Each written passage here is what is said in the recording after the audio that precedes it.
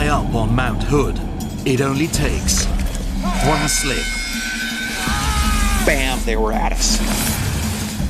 9 climbers plunge into a crevasse. Rescuers scramble a helicopter. Oh my goodness. This is it. We're all gonna ride an avalanche down to our death. This is the inside story of a rescue that went wrong. Oh, that is horrible. You're watching this live, folks. Oh, if only this was a movie.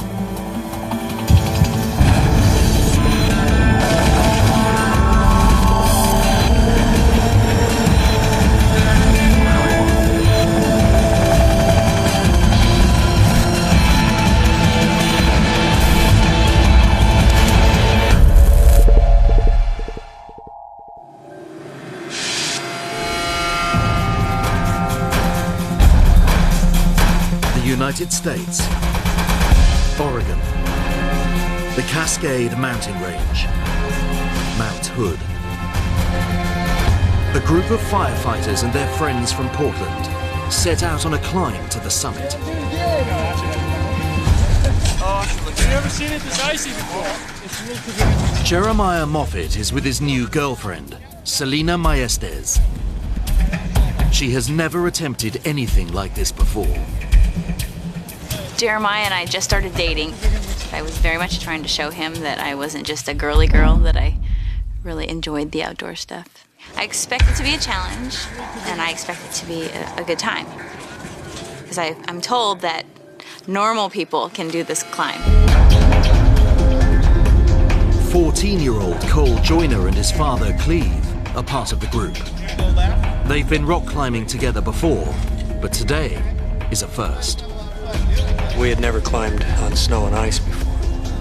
I was excited about it. I was anxious to get to the top and have that experience with him. Their route will take them up a steep slope to a ridge called the Hog's Back, and then on to the summit.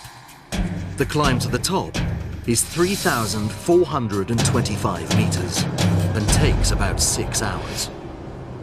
It's America's favorite peak, a dormant volcano that attracts more than 10,000 climbers every year.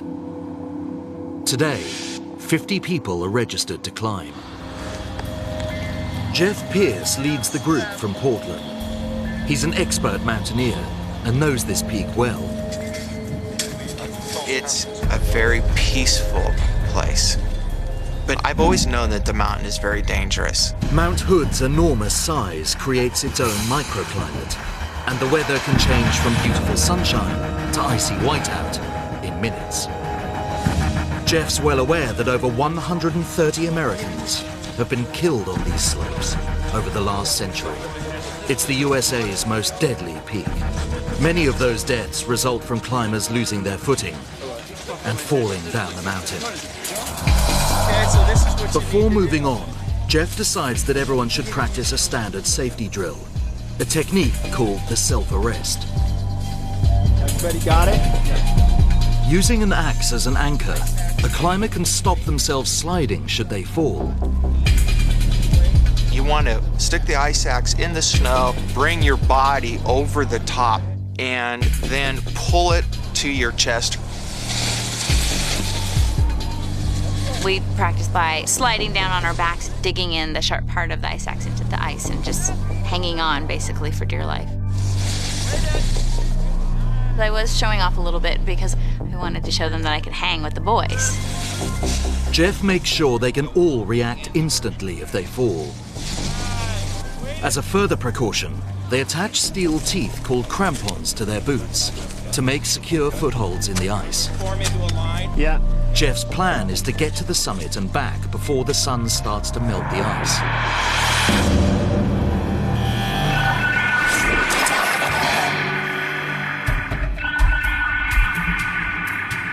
500 meters above the firefighters, Thomas Hillman and his climbing buddy John Biggs have been climbing hard for nearly 6 hours. The friends are members of a group of climbing enthusiasts called the High Pointers. Our goal is to climb the highest point in each state.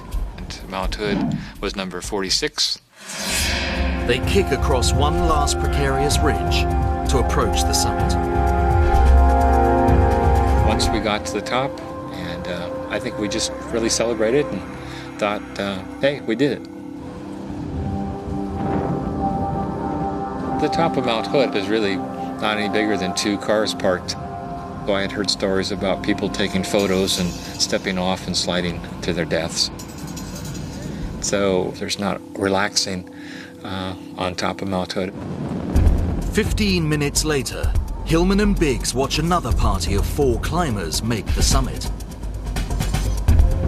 We congratulated them and took photos of each other. In fact, that was John's idea. He was always the social one, making friends and buddies wherever he went. Hillman is anxious to begin the descent before his muscles start to stiffen. He leads Biggs over the edge, picking his steps carefully. Most climbing accidents happen on the way down. Descending is dangerous because you've used up all your energy and you can get sloppy. The men waste no time, aware their route will soon be crowded with climbers still on the way up. 400 meters below the summit, the firefighters approach the Hogsback Ridge. With a long drop opening up beneath them as they climb, Jeff decides it's time to rope themselves together for greater safety. If they slip and fall, it's 1,000 feet down the mountain. You need to give them some confidence to know that you just fall, your buddies then get to take care of you. But roping up is a double-edged sword. If the falling climber can't be stopped, the rope can pull the whole team off the slope. As an extra precaution, Jeff splits the group in 2, putting Cleve and Cole on different ropes. He also separates Selena and her boyfriend, Jeremiah. I'm gonna put Chad, then Selena. I was thinking, well, I don't want to be separated from him, but when Jeff explained why. Could I go with Jeremiah instead? It's kind of a mountain tradition to put family members on opposite ropes. If something bad happens on the rope, If the whole family's on one rope and they fall, then you've just taken out an entire family. So it's more of a in case of death situation, which was a little scary to hear. The cheerfulness and the chuckles that we had going up had now come to an end. 300 meters above, the high pointers are making steady progress down from the summit, also roped together. They've reached a tricky passage between an outcrop of rocks called the Pearly Gates. It's steep, narrow, and difficult to get a good footing. It's still very icy, but it's starting to soften. John's moving through one of the steeper sections that required a lot of attentiveness. John Biggs struggles to make solid footholds. I heard a slipping noise. John yelled like, "Whoa!" Took the ice axe and dug in, and I waited. If Biggs can't stop himself, Hillman's axe is all that can save them from falling hundreds of meters. I'm putting 110% of my energy and focus on that ice axe.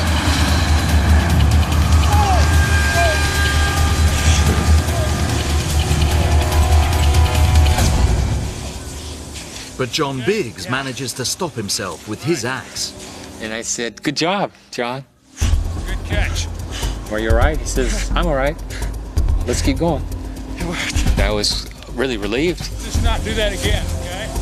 Even so, the men know climbing conditions will only become more unpredictable as the sun starts to melt the ice. 180 meters below, a group of 7 friends continue climbing towards the summit. By about 8:30, they arrive at one of Hood's most dramatic features, a crevasse known as the Bergschrund. Less than 200 meters from the summit, this split in the mountainside is 30 meters wide, 3 meters across, and up to 12 meters deep.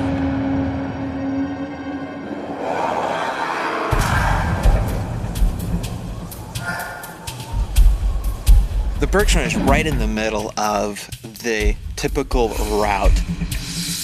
You basically have to cross over it or go around it. A natural bridge of ice crosses the gaping crevasse, but Jeff isn't sure if the bridge is strong enough for 7 climbers to cross. I really wasn't too keen on going across the bridge and having it fail with 2 people that have never been on the mountain on my rope. Recent warm weather makes the stability of the ice unpredictable. Falling into the crevasse would likely be fatal. So after getting feedback from people, the decision I made was, then we're gonna go around the Bergschrund. But going around the Bergschrund has perils of its own. Jeff realizes that taking this route will put them in a zone called the fall line. Anything dislodged from climbers higher up will hurtle directly towards them. He knows there are climbers ahead of his group. It's the most hazardous portion of the mountain, so it's somewhere I don't want to be for very long. Jeff's plan is to turn the corner of the crevasse and get back to the safety of the Hogsback Ridge as quickly as possible. Jeff took the lead, and we were all kind of like in a mule train following in that lead. Below the crevasse, Cleve and Selena's rope is led by Dennis Butler. Ahead of them on Jeff's rope is Cleve's 14-year-old son, Cole, and Jeremiah. But it's slow going. The ice is still unaffected by the morning sun and is rock hard. Our crampons are only going into the ice like a quarter, half inch. So if you were to try to run across the fall line, you trip, the Bergschrund's 15, 20 feet below you. A few hundred meters away, another climber happens to photograph the scene. It shows 3 climbers from Jeff's team turning the corner of the crevasse. Visible above them are Biggs and Hillman, and the 4 climbers they'd met earlier on the summit. For the first time, Jeff sees the climbers above. He realizes they need to get out of their fall line, and fast. So there's hazards below, there's hazards above, there's hazards underneath your feet. Jeff's fears are confirmed when small avalanches of ice head their way, dislodged by the climbers above. I'm watching the little ice pellets come down the mountain at us. And I'm thinking, what if they kick down a chunk of ice? The Hogsback Ridge is only 15 meters away, but every moment they linger in the fall line puts them in grave danger. Hillman and Biggs are still reeling from their narrow escape and warily edge down towards the Hogsback, roped together. 15 meters further up, the 4 climbers from the summit are making their descent. Harry Slutter leads the group. He's a veteran high-altitude climber. Also on the rope is Chris Kern and Rick Reed, a novice. Bill Ward brings up the rear. Switch another man in. In the shadow of the pearly gates, Ward turns to face the mountain and loses his footing.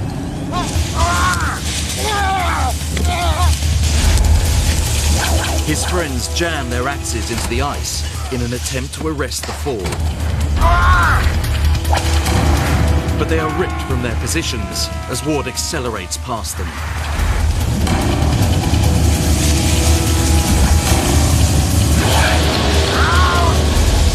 Four climbers are now free-falling down the mountain, roped together. Even Biggs, just 15 meters below, doesn't see the danger until the last moment.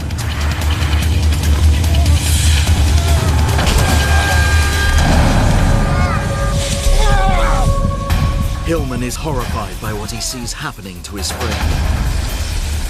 The impact came like a billiard ball. where he got hit so hard that he was knocked off, back, and flipped over. As the men hurtle downhill, he sees their 2 ropes get snarled up. The 2 ropes now were intertwined. Hillman must act quickly, or he's next.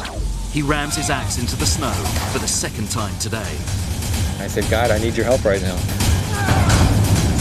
I heard them go by. It was an incredible amount of power. I could feel my whole shoulder being taken out of the socket. 6 men are tumbling down Mount Hood. 150 meters below, Jeff Pierce hears a commotion. I instantly looked up, and I'm just watching the rope yanking them off the mountain. They're not self-arresting. They're coming all the way down. Jeff is roped to 14-year-old Cole Joyner and Jeremiah Moffat. When Jeremiah sees the danger, he hunkers down on the ice, just as he's been trained. Jeff sees they can all avoid being hit if they run towards the ridge. Move right, move right! But his desperate command comes too late. With Jeremiah anchored to the ice, the rope stops their escape. It happened so fast. Bam, they were at us. Felt the jolt, and I'm watching my axe chisel through the ice. Cleve Joyner sees his 14-year-old son Cole getting caught up in the human avalanche. Nobody was going to stop this. Cole got literally plucked out of the ground. The rope just pulled him, down he went. Then there was a thud. So I started counting thuds because I want to know how many bodies are going in the crevasse. I'm counting 1, 2, 3. I counted 7. And then I went into, oh my God, I've just killed my son. In fact, 9 bodies have fallen into the crevasse. Cleve pulls out his cell phone to call 911. He notices a text message. Cole had been playing with my phone and there was a message on it that said, "I love you, Dad." Yeah, first thing I saw when I turned on the cell phone.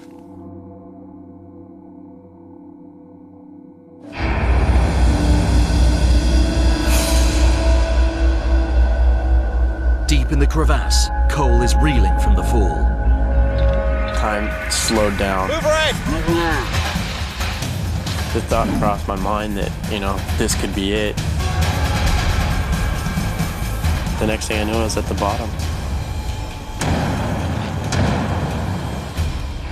I was really scared because I could hear people screaming down below, screaming for help. I was thinking this thing was going to collapse in on us. At Cole's feet lies a crumpled figure. This is John Biggs, one of the 2 high pointers. He was face down in the snow, just kind of moaning out in pain. And I asked him a silly question, "Are you okay?" And he kind of shook his head no.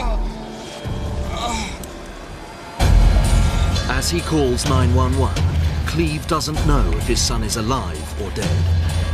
This is a recording of the actual call. This is on Mount Hood, on the south side, about 800 feet from the peak. We have people down, possibly injured. They fell into the crevice. Before Cleve can confirm his story, his phone cuts out. It was very cold up there, so batteries don't last very long. So my phone went dead. Cleve's 911 call is passed on to Oregon Emergency Management, who coordinate rescue services across the state. They alert Portland Mountain Rescue, based 80 kilometers from Mount Hood, in downtown Portland. My first thought is this is going to be a big mission. But until you arrive on scene, you really don't know what to expect, and therefore it's urgent to get on scene as fast as possible. Mount Hood is a 90-minute drive from Portland, and Steve's team then face a climb to the accident site. They could take 3 hours to reach the victims. They need a helicopter. The closest helicopter rescue team to Mount Hood is the Air Force Reserve at Portland Airport, 80 kilometers away. They've handled dozens of mountain rescues. The state rescue management won't call them until it's certain a helicopter mission is needed. That decision depends on getting an accurate picture of the situation on the mountain.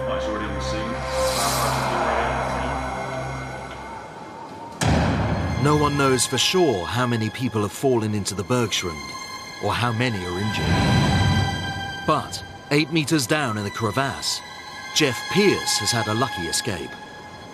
I'm like, wow, nothing's broke. The first person Jeff sees is his fellow firefighter, Jeremiah Moffett. And he's not in good shape. This is my buddy.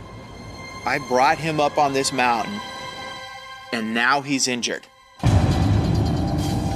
He must put his personal feelings aside. Jeremiah! I knew that I needed to go to work. Jeremiah! I needed to, in a sense, take off my climbing helmet and put my fire helmet on. You hurt anywhere? Jeff is a fully trained paramedic. And his mission is to identify those most in need of help. A process called triage. I had injured people that needed to be triaged, essentially find out who's dead, who's most seriously injured, and who we're gonna save. Okay. He checks Jeremiah for fractures. Are you hurt anywhere? Any sign of confusion indicates a possible head injury. And he said that he hurt, his chest hurt, his back hurt, and he kept asking the same question. How's Selena? How's Selena? I would say, Selena's fine, she didn't fall. And 2 seconds later, how's Selena? So I knew that he had some sort of concussion. Despite Jeremiah's head injury, Jeff decides he is not in any immediate danger.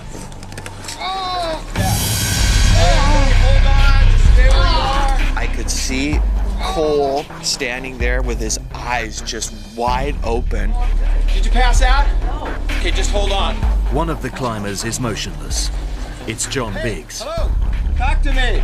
Hey, talk to me. Jeff checks the climber's neck for a pulse. The person has no pulse. And I realize, this person's neck does not feel like the normal person's neck. Okay. Biggs' pupils do not react when exposed to light. This person's dead. There's nothing I can do for this person. He was gone. I hope he realized that, he wasn't alone and there were people there with him. Jeff can see 4 climbers on the ice ledge, but he can hear more cries from somewhere below. He directs Cole to keep watch on Jeremiah, while he heads deeper into the crevasse.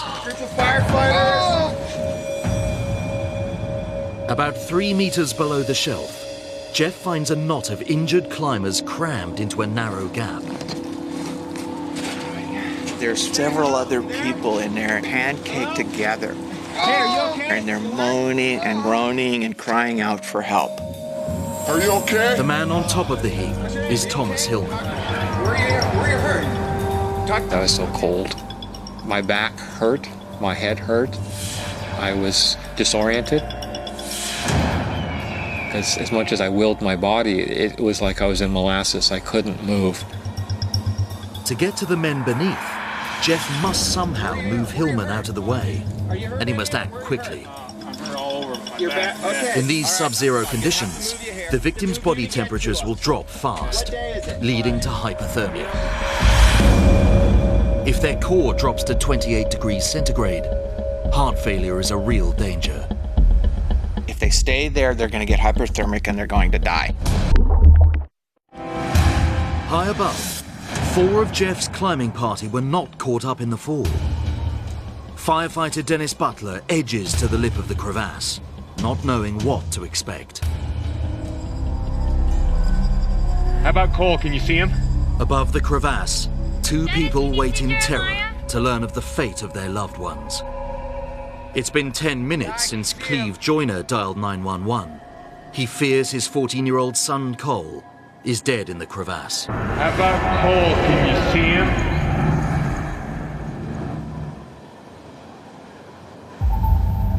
Yeah, he looks okay. Then, everything was fine for me, you know, not for everyone else, but I mean, that was my first priority. Dennis, can you see Jeremiah?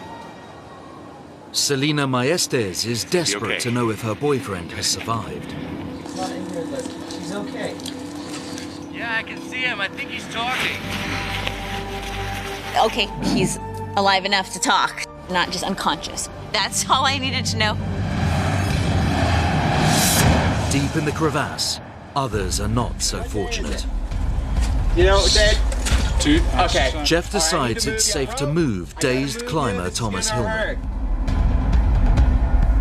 Dennis! I need a haul line! Get on it! The plan is to make a haul system to lift the injured men out of the crevasse. Using a series of pulleys, Dennis and his team can reduce the effort it takes to move the bodies. It's a technique the firefighters have practiced countless times. Got it. As the team hauls him to the surface, Selena remembers her deal with Jeff at the start of the climb. As an expert ambulance paramedic, she would take charge of any medical emergency on the mountain. Whatever comes out of the hole, I would be taken care of. She never dreamt she'd have to come through on the promise. I got together all my emotions, just kind of put them aside and kind of flipped into paramedic drive. Do you feel any changes? Any hot or cold, okay? My buddy Biggs. I don't know. I was just so relieved to be under the crevasse. The sun felt so good to have warmth. It's gonna hurt like hell, but I gotta pull you out. Jeff can see the next man, the sixth he's found, is also seriously hurt. His biggest complaint was his hips. You know, I touch his hips a little bit and it causes him some pain. And I'm like, I'm sorry, but I have to move you to get to the next person. And it's going to hurt. I'm sorry. The man has a fractured pelvis, his shoulder, leg, and wrist broken. With every movement, his bones grind together. He was just screaming so loudly, it just sounded awful. I was wondering, what am I going to be able to do for this guy up here with no paramedic toys available to me? Chris, where does it hurt? In the bottom of the crevasse, Jeff sees one last body in the snow. Are they breathing? Do they have a pulse? What are their eyes doing? The seventh man has no vital signs. I checked him, and then I was checking him again because I just wanted to make sure. Talk to me! You there? He's obviously dead. The man is 48-year-old Rick Reed. Today was his first climbing trip. When Jeff moves Reed's body, he can't believe what he sees. Hello, hey! I had to dig out the fourth person. He's buried in the snow and rock. And he's, you know, blue. Bill Ward, the first man to fall, has suffocated beneath the other climbers. 3 men are dead. 3 are badly hurt. 1 more is walking wounded. Just 2 of the 9 who fell are uninjured. Across the south face of Mount Hood, word of the tragedy spreads. Climbers make their way to the Bergschrund to help. Among them is Steve Boyer, an ER doctor. I was on the mountain just by coincidence, climbing alone. The climber descending said, "You're about to walk into a disaster zone." Hi, I'm an ER doctor. He arrives at the scene within 20 minutes of the accident. I just set right to work and began assessing people who were injured. He's careful to look beyond the obvious damage like broken bones. Where's it hurt, Chris? Right here. The multiple injuries typical of a climbing fall are notoriously difficult to diagnose. The fall started on about a 45-degree icy slope. They may have been going 40, 50 miles an hour by the time they hit the end of the rope. Fractures are one concern, but internal injuries become of even greater concern. High-velocity impacts can rupture internal blood vessels. This can lead to a loss of blood pressure and circulatory shock. Shock is insufficient blood flow. Your blood pressure falls and you can't deliver blood and oxygen to the tissues that are needing it. The result can be a complete collapse of the circulatory system. The entire team watch out for the symptoms of shock: a weakening pulse and a deteriorating mental state. If you're not getting blood to your brain, you're saying things that you don't mean, you're really disoriented, you might not feel pain when really you're in pain. You have to watch the people extremely well. They may look fine right now, but an hour from now, they may be dead. Those not as severely injured are now pulled from the crevasse. Harry Slutter, the leader of the first group to fall, decides to try and hike down the mountain to safety. I got him. Jeremiah is next out. Hey guys, I got Cole follows Jeremiah to the surface. Where's my dad? He was the last one to come out of the crevasse alive, and it was a real proud moment for me. Dad! Dad! Walked over to my dad and gave him a big hug. I actually looked at my dad and I said, "Get me off this damn mountain now." So glad to see you.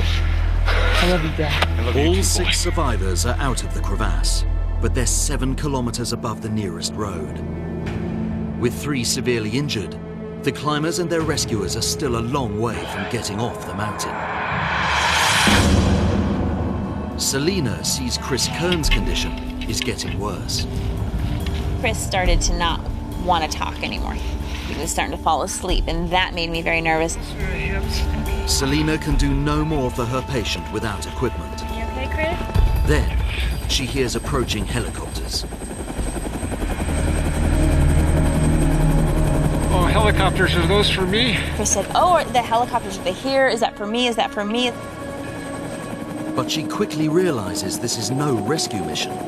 They're being buzzed by news choppers.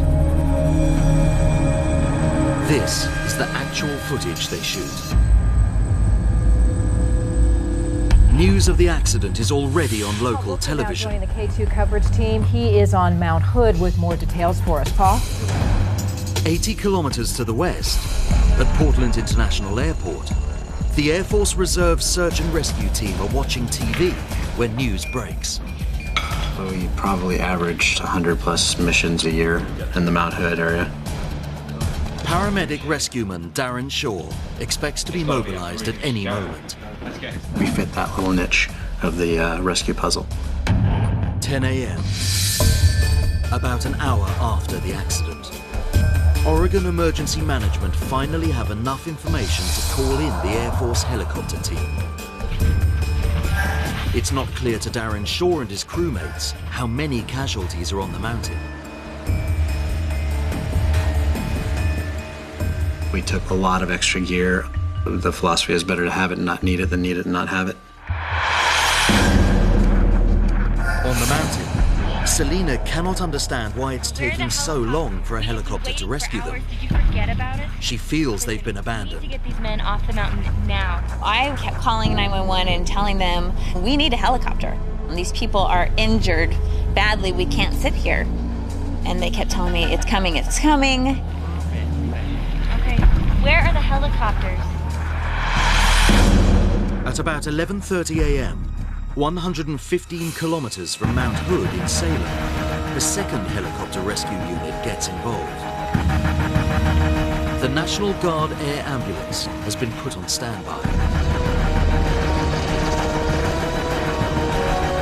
The base commander, Lieutenant Colonel Dan Hokanson, has prepared 2 of his 15 Black Hawks for action. And now he sends them to Mount Hood, even though Oregon Emergency Management tells them they are not needed at this point. The Black Hawks cover the 115 kilometers in just over 20 minutes when they rendezvous at the base of the mountain. The pilots find out the skies above Mount Hood are busy with news choppers. The chances of an accident are too high. They wait 40 minutes for the news teams to be ordered away. It's early afternoon before the first Black Hawk arrives at the Bergschrund, nearly 4 hours after the accident. For the stranded climbers, it's a massive relief. Within a short period of time, we're going to have these people airlifted off the mountain, and we can all go home. Chris Kern is the man with the worst injuries and is first in line for rescue. He's strapped into a stretcher and hooked onto a steel cable connected to a powerful winch.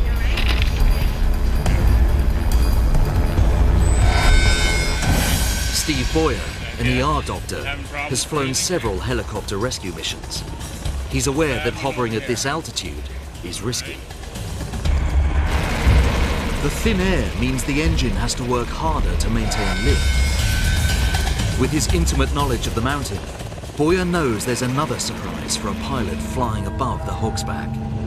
It is sort of a microclimate in terms of the wind. The unique configuration of cliffs around the Hog's Back can radically alter the direction of the wind. Even a small change in the prevailing direction can make the local wind over the Hog's Back flip east to west. A few degrees change in the wind direction can be a 180-degree change in the wind direction for the helicopter. But the pilot skillfully rides the waves of shifting air. And in 15 minutes, Chris Kern is winched to safety.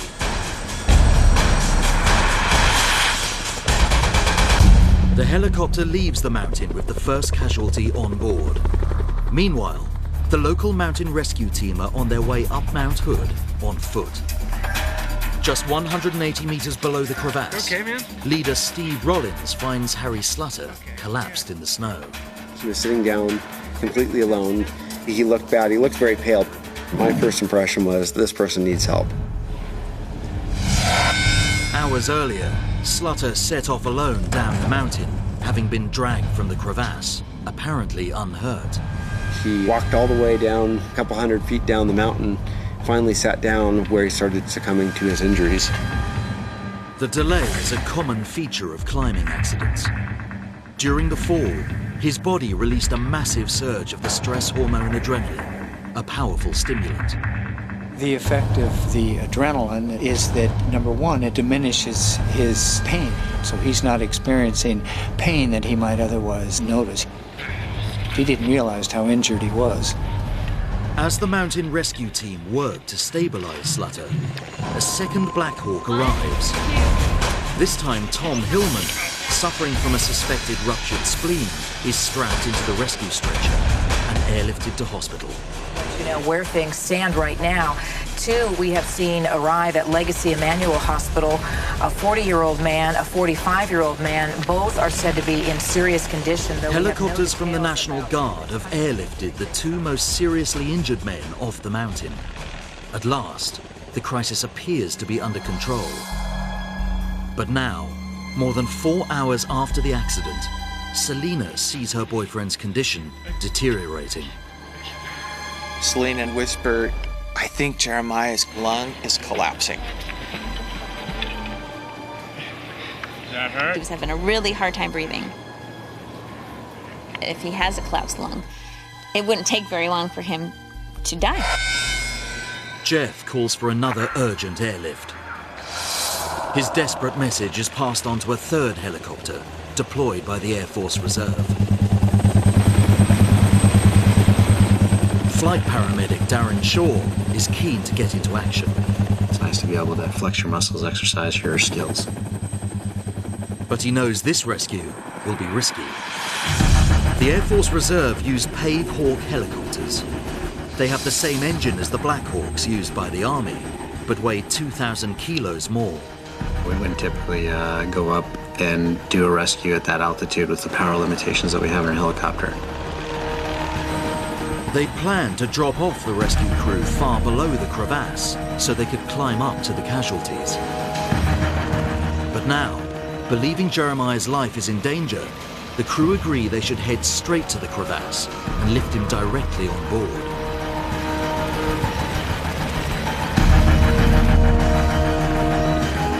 With power in short supply, the pilot takes advantage of the westerly headwind to boost the lift from the rotors during the hover.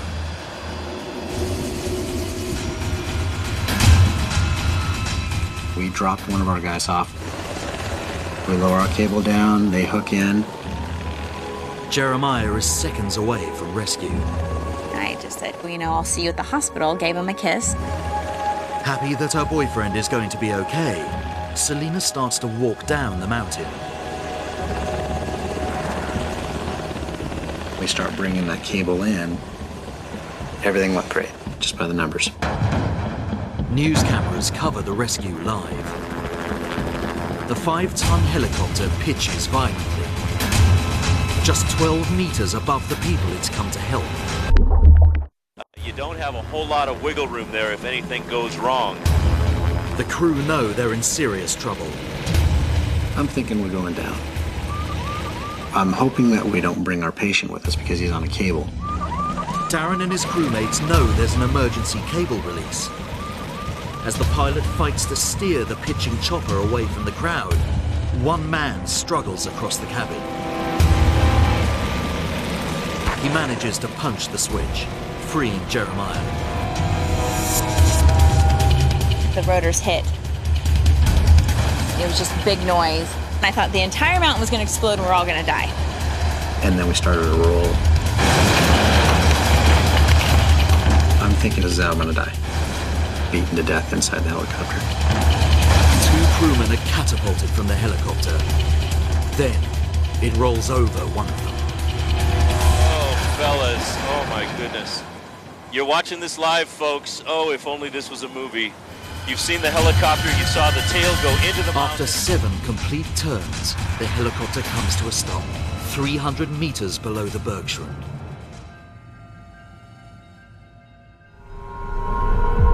I could see bodies down there, and I'm like, oh my gosh. Jeremiah must be in there. He was attached to that.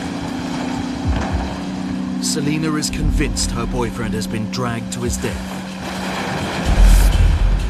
She looks for any sign of him in the debris.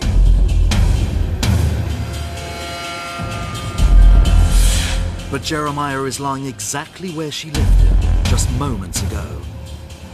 It was a big relief. Jeremiah's head injury means he can recall only fragments of his ordeal. I remember it coming in, kind of hovering over the top. You know, I was cold, I was hurting, and oh man, am I gonna be glad to get off this thing. And I saw the cable go limp, I was thinking, oh, where's that thing going? About a minute later, someone came over and said, yeah, the helicopter went down kind of hard. We're going to be here just a little bit longer. And then it was like, oh, wow, I'm lucky. Climbers and rescue teams make their way to the smashed helicopter. Incredibly, none of the crew has been killed. Even the man crushed by the helicopter survives, the snow cushioning him from the full weight of the machine. All our air crew walked away. In a bad situation, that's probably the best we can hope for. Paramedic rescueman Darren Shaw quickly identifies a possible cause for the crash. I think one of the factors, it was a nose wind that turned into a tailwind. Steve Boyer, a doctor experienced in helicopter rescue, also thinks a flip in wind direction brought the chopper down. When it came in to do the initial drop, they had a headwind. A headwind would give the helicopter extra lift as it hovered. My guess is the wind had changed just a few degrees. The small shift in the prevailing wind is transformed into a 180-degree flip above the hog's back. Now they had a tailwind, and they dropped down into their own rotor wash. The unstable air in the rotor wash makes it impossible to generate lift. As soon as they descended 2 or 3 meters, then they lost their ability altogether to maintain lift. A crash was inevitable. More helicopters arrived to ferry Jeremiah and the battered helicopter crewmen off the mountain. With no more room in the choppers, the 6 able-bodied survivors hike down the mountain to safety, while mountain rescue teams start to haul the 3 dead men from the crevasse. About 3 hours later, Selena arrives at the hospital looking for Jeremiah. But I really hadn't bawled until the minute I saw him, and I just started crying. I'm just very thankful that I'm here. I don't think too many people go through 2 near-death experiences within a couple hours. In the days after the accident, Jeremiah and Selena find the stress of their experience hard to deal with. And we'd only been dating less than 2 months. We both said it's either going to make or break our relationship.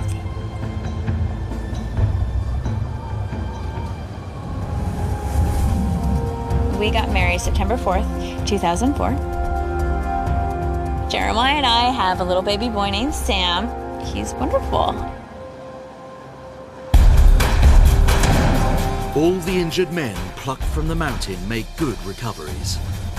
But the lengthy delay getting helicopters to the stricken climbers creates shockwaves in the search and rescue community and leads to a radical overhaul. The Sheriff's Office now calls the National Guard directly if a helicopter mission is urgent, and their Black Hawks are the first choice for all high-altitude rescues in Oregon. The time to deploy a helicopter rescue has been reduced from more than 4 hours to less than 1 hour. A faster response for when Mount Hood strikes again.